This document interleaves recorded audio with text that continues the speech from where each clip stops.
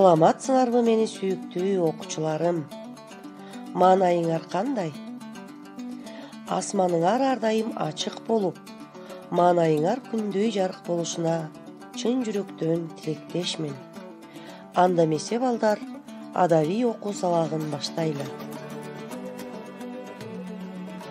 Балдар, үй тапшырманы текшерүү максатында кичитеске көңүл буралы. Биринчи, Наристе чакта көргөнүм деген чыгарманы ким жазган? А. Гапарайтиев, Б. Темиркул Үмөталиев, В. Түмөнбай Байзаков.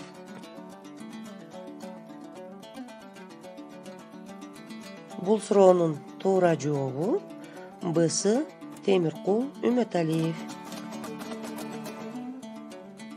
Экинчи суроосу атам бир үзүм нанды жебей мага берчү деген сүйлөм кайсы чыгармадан? А. Жарык жол, Б.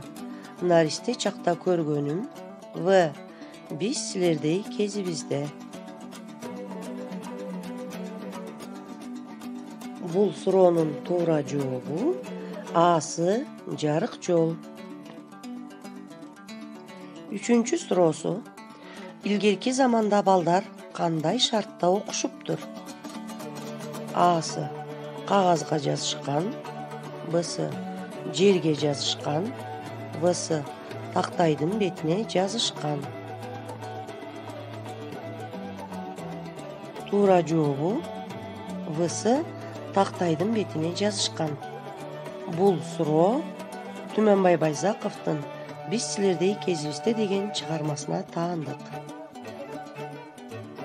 Анда эмесе балдар, бүгүнкү сабактын темасы ата-бабалардан эмнелер бизге мураска калган. Сабактын максаты мурас деген сөздүн маанисин түшүнөсүңөр.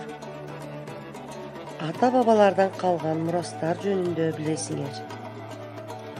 Ой жүгүртүүлөрүңөр, сөз байлыктарыңар, дүйнө таанымдарыңар калыптанат.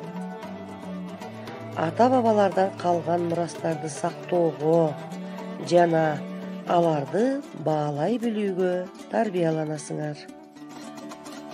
Ана балдар, ойлонуп көрөлүчү. Мурас деген сөздү уктуңар беле? Мурас дегенди силер кандай түшүнөсүңөр? Ооба, мурас бул ата-бабаларыбыздан калган байлык, насаат, осуят сөздөр. Осуят сөз бул улуулардан калган акылман кептер. Балдар, билесиңерби, силердин чоң аталарыңар да, чоң энелериңер да силердей кичинекей бала болгон. Алардын баары силердей неберелер үчүн ушул азыр биз жашап жаткан ала тообузду, эли жерибизди душмандардан коргоп, көздүн карегиндей сактап келишкен. Ала тоого жарашкан боз үйдү кыргыз элинин улуттук сыймыгы болгон ак калпак менен ак элечекти унутпай жүрсүн деп бизге мураска калтырышкан. Балдар үчүн кызыктуу жомокторду, дастандарды чыгарып, унутпасын деп муундан муунга үйрөтүп келишкен. Өз турмушунан улам жаралган акылман осуят сөздөрдү, макал лакаптарды да кийинки муунга мураска калтырышкан.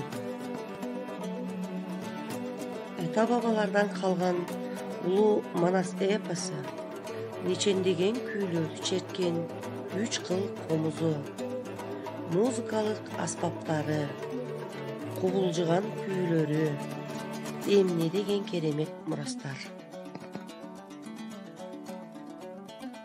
Ошондой эле кыргыз элинин каада салттары, үрп адаттары, улуттук оюндары да бизге ата-бабаларыбыздан мураска калган. Көрдүңөрбү балдар, биздин ата бабаларыбыз бизге кандай мурастарды калтырышкан. Анда эмесе балдар, акын агайыбыз Байтемир Асаналиевдин «Мурас» деген ырын окуйлу. Ата баба мурасы, боз үй, комуз ак калпак, унутпастан буларды уруналы ардактап.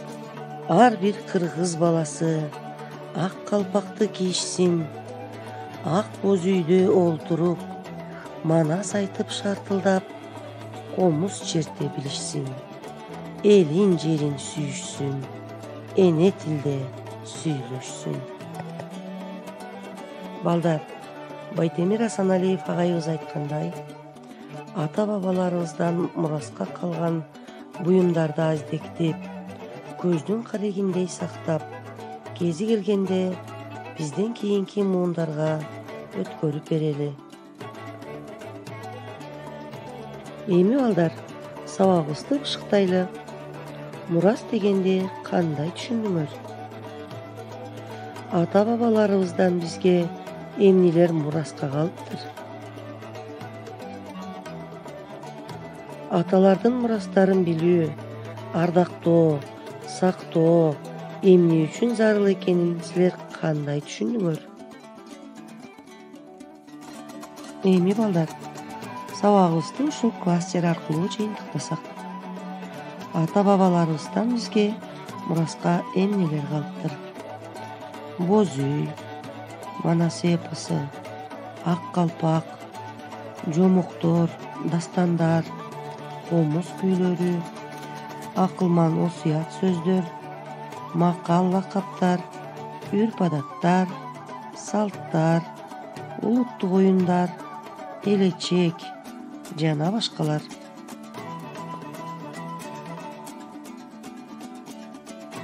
Анда эмесе балдар, үйгө тапшырма Байтемир Асаналиевдин «Мурас» деген ырын жаттайсыңар, мураска калган буюмдардын сүрөтүн тартасыңар.